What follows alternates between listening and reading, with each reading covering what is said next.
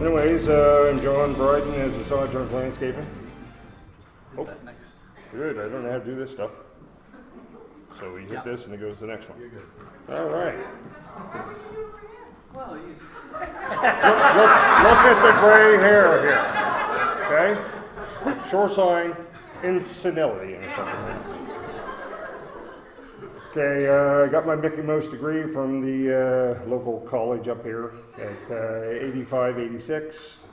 Worked for Tim Amos the next year for a year before I foolishly did some stuff on my own. Yeah, that didn't go well. Anyway, later on, I went into the woods for a while and then right back into landscaping for the last 22 odd years straight. It's been fun, roller coaster sometimes, learning new things, especially with the organics, getting into that. I don't want to fight too much with Sarah on that. She's really organic. I'm not so much on that. So Andrea asked me if I had any good stories about the Valley Credit Union and my time with them. I'll share one. So this is a lumberjack. I've never looked this good in my life. I was in the woods working for a while. My old boss, Wilford Kinsman in Cambridge, I told him I wanted to find a house, something, a fixer-upper I could afford and buy. And anyways, I found a trailer that was run down. And yeah, he found the guy that owned it. I went over to procure it. At the time, the Valley Credit Union was very new. I didn't try to go to them or anything to set anything up. My father had just joined you guys a year or so before and dumped all his business with the Royal Bank. So I had spent 2.5 years with the Royal Bank, paying off a loan in the early 90s of 17.75% back there. The good days of the late 80s. Anyways, never missing a payment. I thought I'd be shoo-in for a loan. But they wanted my father to, they ushered me out of the room and they asked him, would you please change all your business and then we'll give him the loan for $10,000 for 4 acres and a trailer, no problem. So he gave me the money cash out of pocket. I paid him back over time and that's when I joined the Valley Credit Union. So let's go on from there. What's that? That's the introduction. Yeah, I put this together this afternoon. Sadly, I got stuff to do, so yeah. What do we got there? I can't even read anymore. Yeah, okay. So, how did I get the list, Isaac?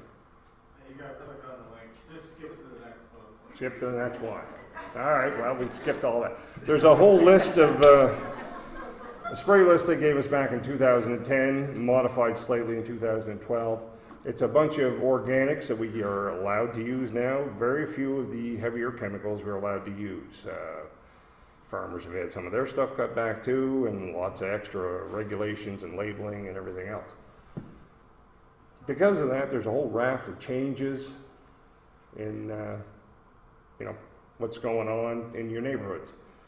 This one here is moss. This was in a Berwick property I took on Sunday when I was out quoting stuff. So, misconceptions about moss. There's things you can do, things you can't do. Most of it's an aeration problem. It's just the ground is stagnated. Anything that doesn't allow air in and nutrient and water to get down in will eventually, the moss and stuff will take over and choke everything to death. You know, it only grows in the spring, it grows in the fall. You just got to break it up a little bit. We had a field years ago up on the mountain. The sheep were just not interested in eating anything off of it. We ran the plows and harrows through it. We had the best crop of grain we ever had. It broke over. It was so much nutrient in it. But that's the mountain. It's way better than the valley and stuff. All right, so moss can be brought right back around if you have a big moss problem in your lawn. A lot of times it's aeration. Yes, the lawns also need limestone, other things like that, but you can add all the lime in the world. It's not going to bring anything back around. You get in there, you rake a little bit out, you aerate it, allow the air to penetrate to the roots, and then, of course, nutrient. Biggest thing of anything for any lawn or garden, water. Okay? The one thing I can't help you with, put her on. Okay, these suckers. These are the ones that are causing the most problems on all lawns in the valley right now. Okay? People don't realize what they look like. So you have the larvae, it pupates after 1 to 3 years, depending on food, depending on how well things go, maybe population as well. And then they turn into the dreaded Junebugs, and most of you run from. When I was a kid, those were fun though. You put them in a little pipe and you shot them at your brothers or sisters. Awesome, lots of fun. So you turn a negative into a positive. Yeah. I didn't learn from the good part of things there, Sarah. I learned from the other part. Anyways, Junebugs. There's a conventional thing on the spray list that you're allowed to use for these. Nematodes. I'm going to break with convention here. I don't use nematodes. I've tried them a couple times. I did the counting on things before, after, twice. I'm not a big believer in wasting my time and your money, so I don't do them. There is a couple products down towards the States. Works pretty good. It's not legal to put on. It's called Milky Spore. Anybody wants anything on that, I'll tell you, you can get it yourself. Very easy to apply. You only put it on once. It's a bacteria only for them. It's not perfect. Nothing is. But having you waste your money again and again is stupid. So, anyways, there's a product for them. It does do pretty good. Otherwise, the lawns in these things, this is a lawn that has only had a little bit of it for a couple years. Through the center of the lawn there, it's all dead. And with the brown you're seeing, that is crabgrass. Died over the last fall. It doesn't make it through winter. And then, sooner than later, you'll start seeing the birds coming in and do some more damage. The main problem here is it dried out. It had no roots. The bugs ate all the roots off. It dried out. The customer said, what's going on? He's not going to fix it anyway. So. And this is in front of our local Tim Hortons in Colebrook. This is one of my properties, sadly. And out front, it got ahead of us. And the birds did this last fall, and they're busy doing it again. They're also doing it in front of the KCA up here, which means they'll be in the soccer fields next. And the golf course. Well, no, the golf courses have chemicals. No. Sod farms have chemicals. We do not have chemicals. Anyway, conventionally, all we do is we turn this over a little bit, and we reseed, and we water the hell out of it, and we try to get things to go back up. And maybe the population took a hit on this, and maybe somebody else put something down they weren't supposed to. But anyway, there won't be any chemicals. All right. Cinch bug. This is an adult cinch bug. Chevron on the back, easy to identify. They're very small. They're only like 5 mils or something like that. They only happen in around July 1st. In around there, 2 or 3 weeks. Has to be at high temperatures. These guys don't cause any problems. It's the children. The children all get together. They have a party. They drill in, they inject saliva like a mosquito, juices flow, grass doesn't get enough water, it dies. Right now there is a product you can buy, not from me, you can buy it from Canadian Tire, different places, put it on a garden hose, put it on 0.25% pyrethrum, it's basically a waste of time. Identify the areas, flood the areas. If you can flood the areas for a few minutes, these suckers can't swim, okay? That's the best I can offer you right now. If I could offer you something better, I would, and I'd charge you a lot. So that's how it starts out. They just start out from there, and they start to spread. You know, it starts round, looks kind of like maybe a dog poop spot or something, I don't know. But it just goes and goes and goes, and then people say the next year, my lawn died from cinch, can you tell? No, I can't, it's next year. Why didn't you check back then? Anyways. All right, so that's a few bugs. There's more stuff. Any questions? I am eminently interruptible. I probably can see some of you, so go ahead, holler. All right. If you see, this is the bunny rabbit from Monty Python. Animal pests. Nobody ever seen that? You know, he rips the heads off the knights. Anyway. We don't really have a lot of bunny rabbit. I just thought that would be funny to throw in. All kinds of animal pests. There is some things for them, even on the spray list that you can go online and download and look at. And, you know, deer in Kenville, problem. They like a lot of certain plants. If you're in a real bad zone, like up in Deer Haven up there and over McDougall Heights and a few other places, deer are a real problem by some plants, especially cedars. So plant the plants that they don't like as much. Cypress instead of cedars. Instead of a lot of hollies, you have to get in and use. They love those. You get into a few other plants. Lee can probably help you with that a lot more than me. She grows a lot of plants for that kind of stuff. Skunks, other than smelling bad, look at that cute little bugger. Anyway, he comes in, that's when you know you start having a grub problem. They make a conical little hole, they start digging out the little things, and you know, later on the crows come along and turf it all. So, they are a good aerator, yes. And if you water a lot and seed, like right now, we're already seeding Tim Hortons and we're going to roll it back over and hope we get something better out of it. You know, you can get a start on it, the seed right now, but they're still going to be turning things over for a couple of weeks until they get other food sources that are better. So a lot of the Junebugs are going to start to pupate right soon. So, because they come out in May. And dogs, well, you can take care of the dog spots by extra water. Scratch it a little bit, extra water. Decide what you like more. Dogs, garden. Dog, garden. Yeah. I guess the dogs win, the garden loses. Weeds. I call them weeds because I'm supposed to be making a green lawn for everybody. Other people eat them. Sarah eats them. She does that. Yes. Yeah. There is a product on the approved list for these. Anybody can get some of it in the store. It's an iron-based product. It works fairly good. The website for these things say you have to apply these things 4 times a year, divided by 4 weeks. Not to go over it too much in order to get a perfect lawn. You'll never get a perfect lawn, even with the old sprays. You'll never get a perfect lawn. There's too many different things. But, you know, if you like doing a little bit of yourself, the iron-based stuff does work to a degree.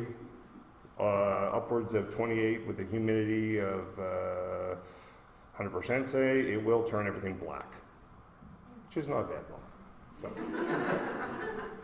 what else we got here? Crabgrass. Okay, there's no legal spray left for crabgrass still. There's nothing on the spray list. There used to be something in the States. It was up here for a few years. It's not on the list anymore. So, make your grass around it stronger.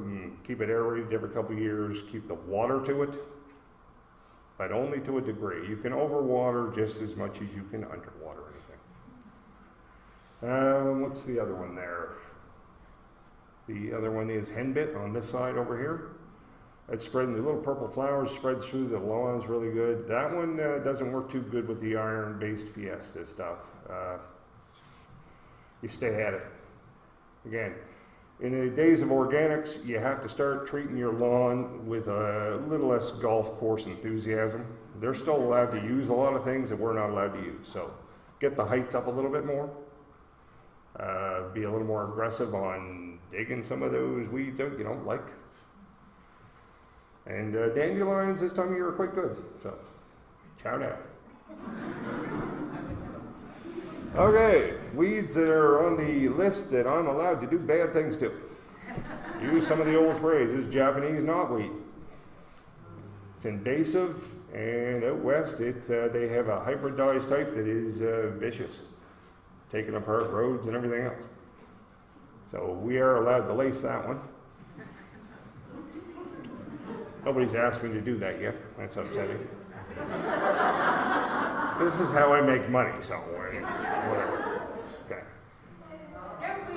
There we go. Andrea asked about this one, so I put this one on. Yeah, unfortunately, you can use the iron-based stuff on that. You can use iron-based stuff on this. Okay. It will work to a degree, but it has to be repetitive. Now, also, you can use the vinegar, acetic acid, concentrated. Now, I don't use that at all.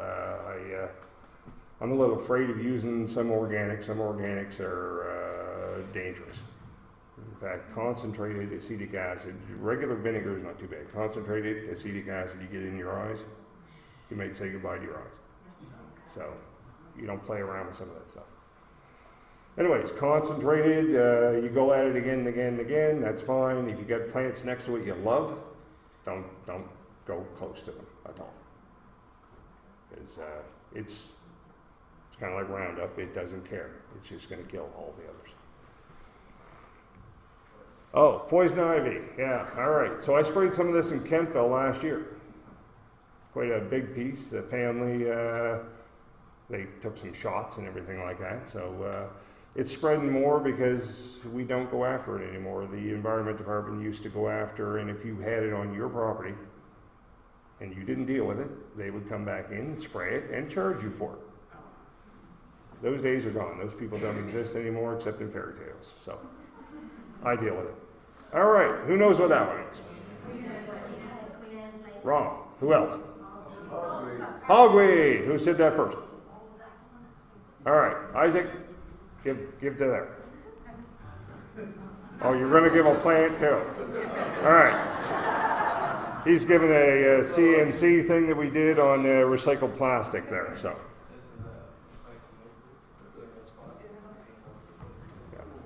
We're starting a new landscape products line, so we brought a few things to ooh and ah and say what the hell is this? So,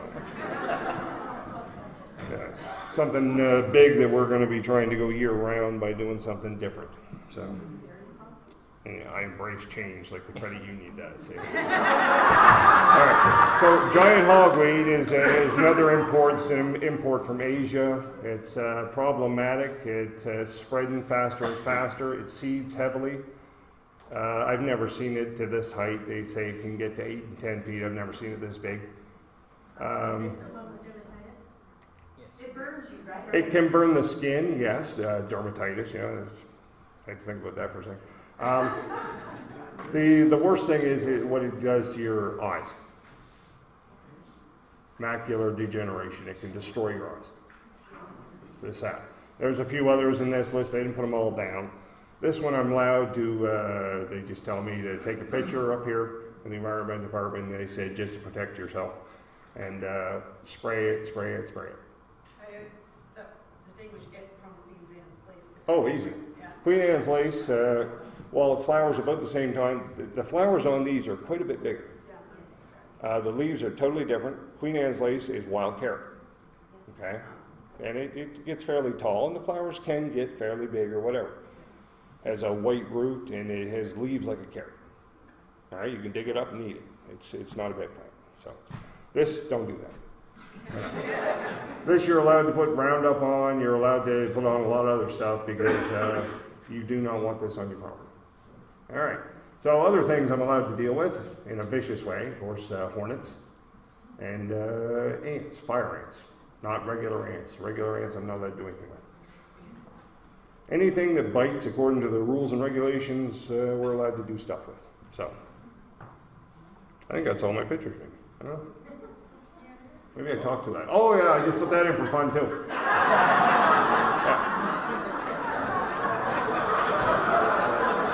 I grew up on a sheep farm. I thought that was funny. Yeah.